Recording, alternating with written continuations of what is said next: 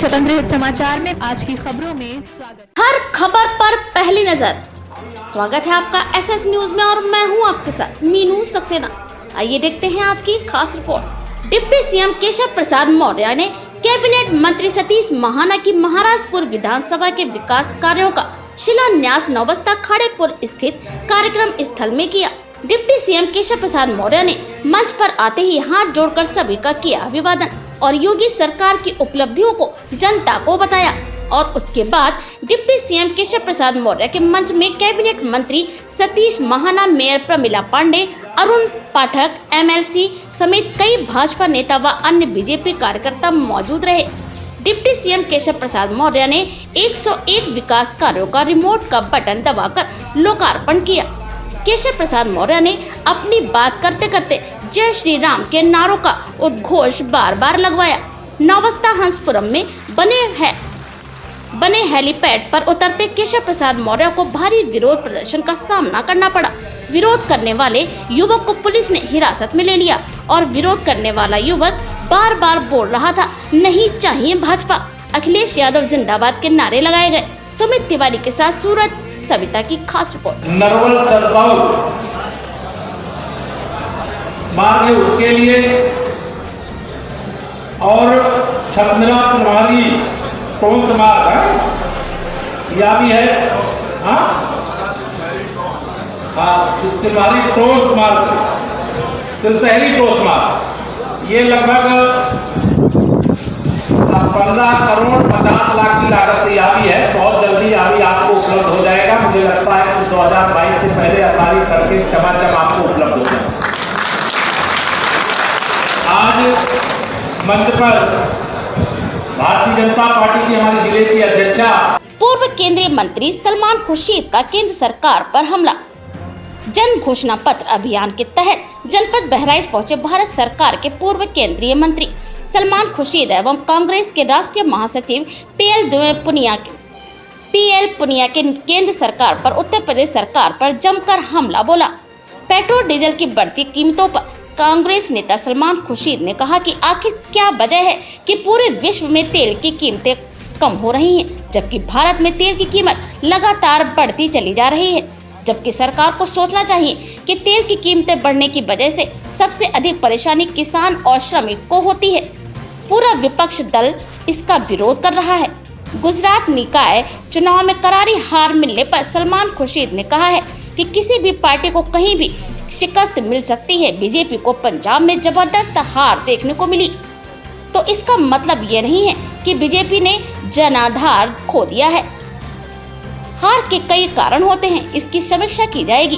बंगाल चुनाव को लेकर सलमान खुर्शीद ने कहा कि बंगाल में तृणमूल कांग्रेस गठबंधन और भाजपा के बीच त्रिकोणीय टक्कर है। थोड़ी गंभीर लड़ाई जरूर है, लेकिन हमें उम्मीद है कि लेफ्ट और कांग्रेस मिलकर बेहतर प्रदर्शन करेंगे।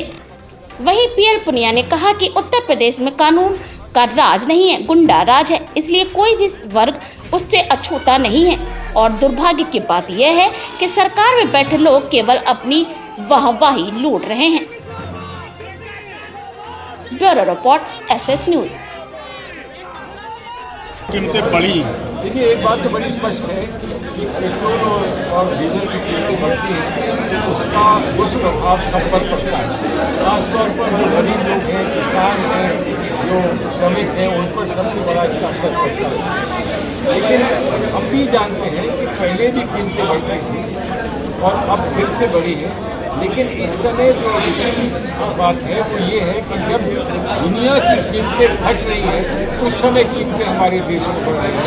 तो क्या बात है, इसको हमें कोई समझाता क्यों नहीं है कि ये क्या मजबूरी है जो कीमतें बढ़ानी पड़ रही है। ये बात स्पष्ट है कि इनको अर्थव्यवस्था को संभालना नहीं आता, इसलिए जब इनकी जब रग ढकती है तो ये एक ही जगह जाते हैं कि या तो शराब पर पैसे बढ़ाएं या इनको ये इस पर तेल पर पैसे बढ़ा दें। शराब पर और सिगरेट पर बढ़ता है तो कोई शिकायत नहीं करता, इसलिए कि उसका दुष्प्रभाव किसी पर नहीं पड़ता। लेकिन जब तेल की कीमतें बढ़ती हैं तो किसान से लेकर श्रमिक तक, गरीब आदमी तक, हर गरीब आदमी का दुष्प्रभाव होता है। और इसलिए उस पर जो कार्रवाई करी गई है उस कार्रवाई का हम विरोध करते हैं। सारे ही विपक्षी दल इसका विरोध करते हैं और इस बात को हम बड़ा स्पष्ट अपने मैनिफेस्टो में भी लिखते हैं। उत्तर प्रदेश सरकार के एक पूर्व केंद्रीय मंत्री सलमान खुर्शीद शहर के घंटाघर पार्क पर लेबरों की सुनी समस्याएं। आपको बता दें कि जन घोषणा पत्र अभियान के तहत जनपद दौरे पर बहराइच पहुंचे भारत सरकार के पूर्व केंद्रीय मंत्री सलमान खुर्शीद एवं कांग्रेस के राष्ट्रीय महासचिव PL पुनिया ने आज सुबह शहर के शाही घंटाघर पार्क पहुंचकर वहां मौजूद मजदूरों की समस्याएं सुनी। मजदूरों ने बताया कि उन्हें समय से अधिक ज्यादा काम करना पड़ता है और मजदूरी भी कम दी जाती है। साथ ही कई मजदूर जो ग्रामीण इलाके से आए थे, उन्होंने बताया कि उनके गांव में प्रधानों द्वारा निर्धारित मजदूरी नहीं मिल रही। कि मजदूर ने बताया कि उनके मनरेगा के अंतर्गत कार्ड नहीं बन पाए हैं, जिस कारण उन्हें अपनी जीविका चलाने के लिए शहर में मजदूरी के लिए आना पड़ता है, जहां सरकार द्वारा निर्धारित मजदूरी नहीं मिल पाती और समय से ज्यादा काम भी लेते हैं। यहाँ की सबसे बड़ी समस्या मजदूरों की जो सामने आई है, वह इन मजदूरों के लिए कोई जगह प्रशासन द्वारा नहीं दी गई, जिस कारण इन्हें सड़क पर खड़े होकर अपनी रोजी तलाशनी पड़ती है। इनके पास कोई स्थिर उपाय नहीं है कि आते हैं तो इनको काम मिल ही जाएगा, कब मिलता है, कितना मिलता है। और दूसरी बात, सबसे बड़ी बात ये कही कि ये यहीं पर सड़क पर एक जगह बनाई है जहाँ ये आके खड़े रहते हैं। इनके लिए अपनी ऐसी कोई जगह नहीं है कि अगर काम ना मिले तो कम से कम 2-4 घंटे वहाँ पर सस्ता लें, वहाँ बैठ लें, वहाँ पर उम्मीद से बैठे रहें कि कोई आएगा। नहीं खड़े हैं, इस समय लोग आ गए तो मिल गया काम, नहीं आए तो नहीं मिला काम। अगर नहीं मिला तो कहाँ जाएं, क्या करें, दिन भर फिर वापस जाएं जहाँ से भी आए हैं। ये सबसे बड़ी समस्या है।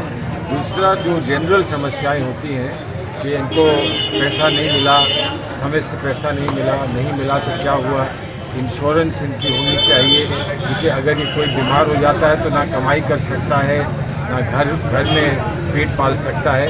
तो अगर इंश्योरेंस होगी तो कम से कम कुछ इनकी जेब में जाता रहेगा। इस किस्म की समस्याएं सामने आई हैं। विस्तार से इस पर हम लोग विचार करेंगे और फिर इस चीज़ का समाधान निकालने का प्रयास करेंगे।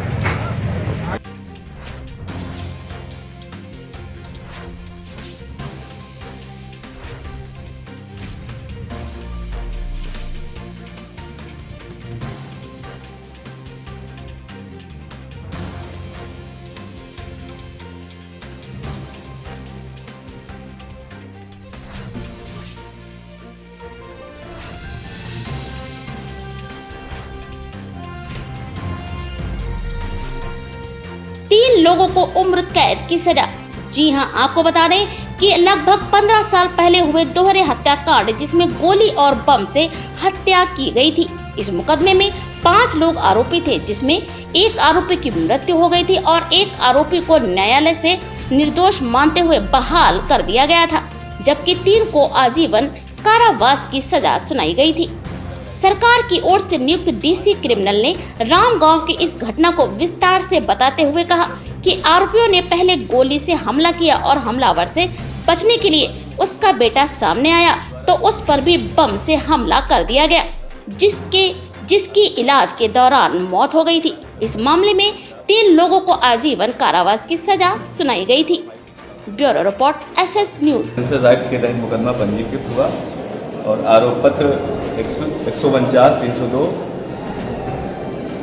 और 120 IPC में विरचित हुआ। थाना रामगांव की पुलिस द्वारा अभियुक्तगण गोविंद लोध, राजेश, जगतराम कुंवारे के विरुद्ध क्राइम नंबर 781/2006, धारा 147, 148, 149, 307, 302 IPC में एवं मुलजिम श्रीचंद के विरुद्ध 120 IPC में आरोप पत्र प्रेषित किया गया था। विचारण के उपरांत जो है इसमें 3 मुलजिमों को, जिसमें गोविंद लोध, जगतराम मुखवारे को आजीवन कारावास की सजा दी गई है।